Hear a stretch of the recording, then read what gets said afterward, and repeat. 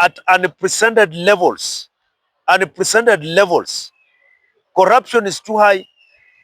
You can see e-citizen, you can see NTSA, and various other departments of the government. There is very rampant corruption going on. You can see barabara inatoka Nairobi iende Mau Summit mpaka Nakuru. Barabara ya 175 kilometers itatugharimu 175 billion, which means 1 billion per kilometer. Which kind of road is that? We are building a road from Nairobi through Mau Summit to Nakuru using 175 billion. 1 billion per kilometer. That is outright corruption. And that is why madeni zinaendelea kuongezeka. President Ruto aliahidi atatoa Kenya kwa madeni, badala ya kutoa Kenya kwa madeni anaongeza madeni zaidi, kwa sababu Mwai Kibaki in 2 years, comparing Mwai Kibaki first 2 years, Uhuru Muigai Kenyatta first 2 years, President Ruto first 2 years. In 2 years, Mwai Kibaki borrowed 240 billion. In 2 years. In 2 years, Uhuru Muigai Kenyatta borrowed 1.2 trillion. 1.2 trillion. In 2 years, Ruto has borrowed 2.3 trillion. 2.3 trillion. So he's the president who has borrowed the highest under 2 years. Comparing the previous presidents in 2 years and comparing President Ruto in 2 years. So what I'm saying, that corruption in this country is too high, and all the resources, our revenue goes into private pockets.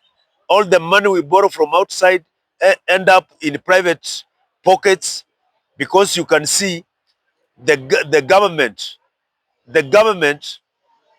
parliament amended the Public Finance Management Act. Parliament amended the Public Finance Management Act in order to allow the government to open offshore accounts, going against the Kenya Constitution, so that money, borrowed money, is deposited into foreign accounts, going against our Constitution. Our Constitution says every single revenue must go into the consolidated account in this country. That is our Constitution, Article 201.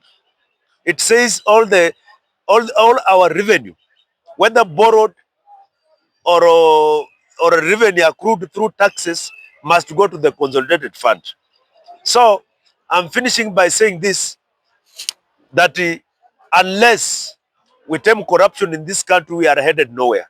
Our biggest problem in this country, our biggest cancer, our biggest pandemic is corruption. We lose a lot of resources through corruption. Yes, and I want to finalize by saying that on Harambee Stars, we have said those people like us who hate Ruto will pause for a while, so that our boys, tutapause kidogo, so that vijana wetu waweze kuvuna hiyo milioni, that is part of our money, waweze kuvuna.